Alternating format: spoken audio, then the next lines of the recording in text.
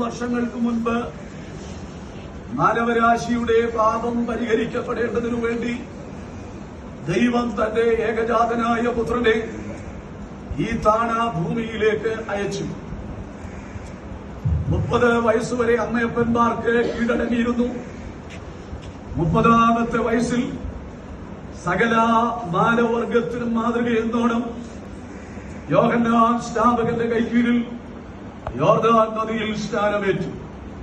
നാടെങ്ങും നന്മ ചെയ്തു, രോഗികളെ സൗഖ്യമാക്കി, ഉപമകളാലും ഉപദേശങ്ങളാലും ദൈവരാജ്യത്തെ പ്രസിദ്ധമാക്കി. മാനവർഗത്തിന്റെ പാപം ഏറ്റെടുത്തുകൊണ്ട് കാൽവറിയിൽ മരിച്ചു. യോസഫിന്റെ കല്ലറയിൽ അടക്കപ്പെട്ടു. മരണത്തെയും പാതാളത്തെയും ജയിച്ചുകൊണ്ട് 3-ാം നാളിൽ യേശു കർത്താവ് ഉയർത്തെഴുന്നേറ്റ് താൻ ദൈവപുത്രനെന്ന് ലോകത്തിൽ വെളിപ്പെടുത്തി. ഈ കർത്താവായ യേശു ക്രിസ്തു പ്രിയ സഹോദരന്റെ പാപത്തിനു പരിഹാരമായിട്ടാണ് കാൽവറി ക്രൂശിൽ മരിച്ചതെന്ന് വിശ്വസിക്കുന്നുവോ? വിശ്വസിക്കുന്നവരെ പിതാവിന്റെയും പുത്രന്റെയും പരിശുദ്ധാത്മാവിന്റെയും നാമത്തിൽ സ്നാനപ്പെടുത്തേണമെന്നുള്ള ദൈവ കൽപ്പന തിരുവെഴുത്തിൽ നിന്ന് നിനക്ക് ബോധ്യപ്പെട്ടിട്ടുണ്ടോ? ഈ സ്നാനത്തിനു ശേഷം നിനക്ക് ലഭിക്കുന്ന ആയുസ് ദൈവരാജ്യത്തിന്റെ മഹത്വത്തിന്, ക്രിസ്തുവിന്റെ നാമത്തിന് അപമാനം വരാത്ത നിലയിൽ വിശുദ്ധ ജീവിതം നയിച്ചുകൊള്ളാമെന്ന് ദൈവസന്നിധിയിൽ തീരുമാനിക്കുന്നുവോ?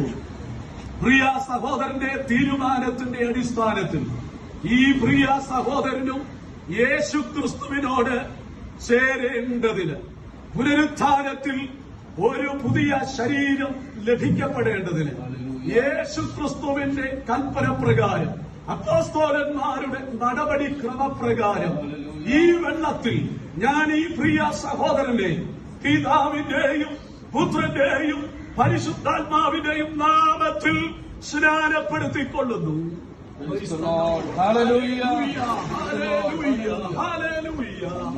മരണപര്യന്തം വിശ്വസ്തനായിരിക്കുക, എന്നാൽ ജീവകിരീടം പ്രാപിക്കും. പ്രിയ സഹോദര, നീയും യേശു ക്രിസ്തുവിനോട് ചേർന്നിരിക്കുന്നു. പുനരുത്ഥാനത്തിൽ ഒരു പുതു ശരീരം നിനക്ക് വേണ്ടി ഒരുക്കപ്പെടുന്നു.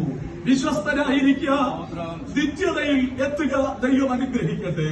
ഞങ്ങളുടെ ദൈവമേ, സ്വർഗ്ഗസ്ഥ പിതാവേ, ഈ പ്രിയ സഹോദരനെടുത്ത തീരുമാനത്തിനായി സ്തോത്രം. ഇന്ന് പകൽ ഈ വെള്ളത്തിൽ അങ്ങയെ സാക്ഷീകരിപ്പാൻ ഈ ദൈവസഭയുടെ നടുവിൽ അങ്ങയുടെ മകന് നൽകിയ വിലപ്പെട്ട അവസരത്തിനായി സ്തോത്രം. തുടർന്ന് തനിക്ക് നൽകുന്ന ആയുസ് മുഴുവൻ തിരുവെഴുത്തിന്റെ അടിസ്ഥാനത്തിൽ വിശുദ്ധ ജീവിതം നയിച്ച് മുൻപോട്ട് പോകുവാൻ അങ്ങയുടെ ദാസനെ അങ്ങ് സഹായിക്കണമേ. പിതാവിന്റെയും പുത്രന്റെയും പരിശുദ്ധാത്മാവിന്റെ നാമത്തിൽ അനുഗ്രഹിക്കുന്നു. യേശു ക്രിസ്തുവിൻ ഞങ്ങളുടെ നാമത്തിൽ തന്നെ ആമേൻ. പാടും ഞാൻ പരമേശ